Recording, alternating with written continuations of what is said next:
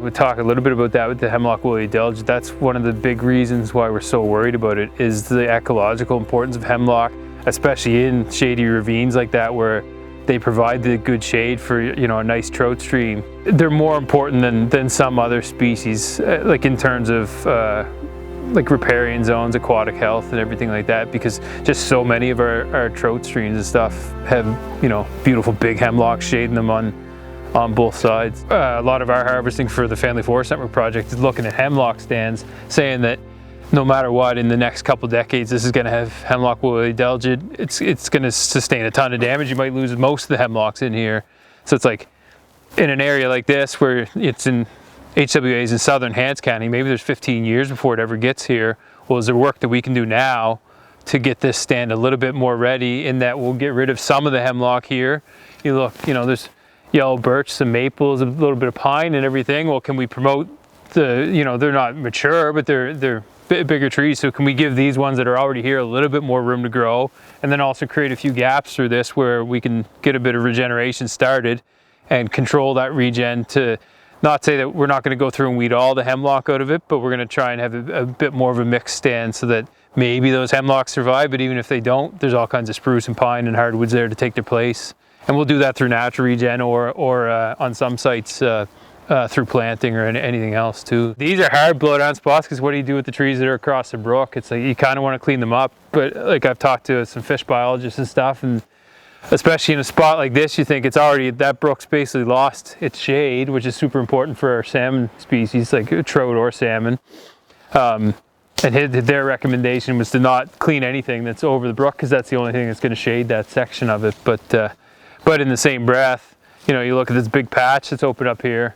If you don't clean any of that wood up, then you really lose the opportunity to go back and either plant trees, or if there's natural regeneration and you want to space it out or anything, with that much coarse woody material and old logs and stuff on the ground, you'd never be able to get through it. I can attest to that. I'm foolish enough to try it a bunch of times and never made any money at it. So you think about the adelgid coming in here, and you know, this is easily 70% hemlock. So you never know, in 15 years they might all be infested and they're going to be gone. And what do you do then? You know, there's going to be lots of people looking back saying, I wish I actually did some work to you know, promote some more regeneration coming up. And especially here, most of what's coming up is hemlock anyway. They're going to be affected too. So if you can get, I see some sugar maple leaves and stuff on the ground, so maybe you can get a bit of that. Red spruce is a good one. White pine is a great one. It tends to grow a lot of times in hemlock, and would be still provide some shade and good replacement tree for some of the hemlocks at least. There is treatments for that'll make your hemlocks resistant to the bug. So the adelgid is a sap sucking beetle. They come in, and like on a hemlock tree like this, they lay these little cotton like egg sacs out on the newer growth on the branch tips. And then when those adelgids come out, they actually suck the sap out of the ends of the branches. And what that does is it'll kill the end of your branch, which kills your buds, and then you don't get any new growth, and they kind of just keep going and keep going. So eventually that tree's not getting enough nutrients, and it just dies like a, you know, it might take 5-10 years, something around there, to actually kill them off, and it just dies a really slow death. A lot of times what you'll start to see is, you look like hemlock is such a, I mean, that's why everyone's frozen here now, I'm sure. It just shades everything out. There's very little sunlight that gets down through.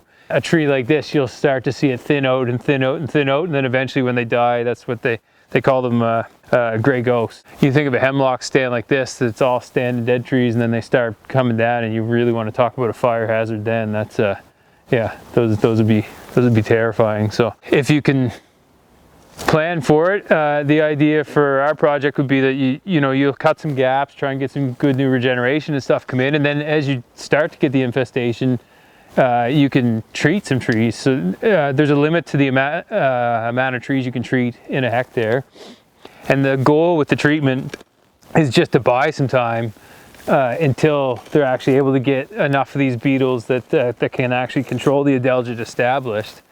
And so in looking to treat trees, really what you're looking for, these two here probably be okay ones. They'd be great trees to treat because they're right next to the trail. You want to kind of keep them. It keeps that nice viewscape, protects the trail a little bit. but also that, you know, they're pretty healthy trees. There's no big frost seams. They got good live crown, everything else, and not too old. That's one of the sadder parts. You get into some of these really old hemlock stands, the big, huge, you know, 1.2 meter tree. It's like, well, that tree's 400 or 500 years old and it's declining a little bit. That's not a great candidate to go. We tried to treat a couple of them in one of the old growth areas, and you start to inject them and everything you're putting in comes out a seam on the other side, like right next to it, and yeah, they're just hard. So you're not necessarily trying to protect the oldest of the trees, you're trying to protect the healthiest ones. One of the unfortunate things is it's a neonicotinoid that they put in it, and that's the one that everyone always worries about so much, really hard on honeybees.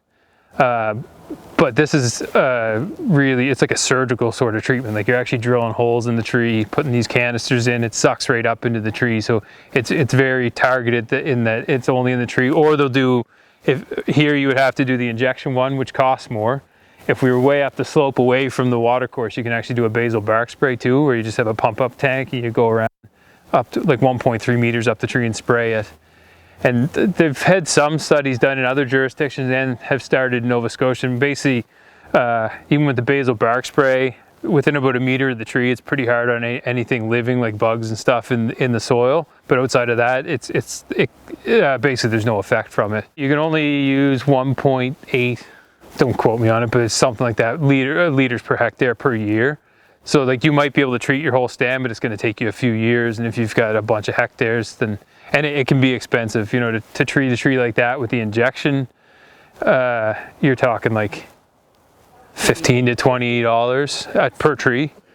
The basal bark sprays, because it's fast, you don't have to drill into the tree or anything either. It's more like $4 or $5 or something like that. It goes pretty quick. And then the treatment that they're using now, once it's into the tree, will last like 4 to 7, 8 years, something like that. So, and then you're talking, if you don't have the bug or the Laricobius beetles, you're going to have to go back through and retreat again. So the HWA is in BC, but they have the Laricobius beetles out there. It just keeps them in check. It'll kill a few trees, and it's kind of like our spruce bark beetle here. Like it's always around, but it tends to not be in much of an outbreak. Are they doing that? They had their first release this fall, like last week, basically. Yeah, the healthiest looking hemlocks, we're keeping those there, with the idea that when HWA does eventually arrive, that's an already identified tree that as long as nothing's happened to it, that's a perfect one to go back and treat. And, you know, so then you're going to have your regen layer in that gap. You're probably going to manage mostly away from hemlock, but you have a few big ones that you're able to treat.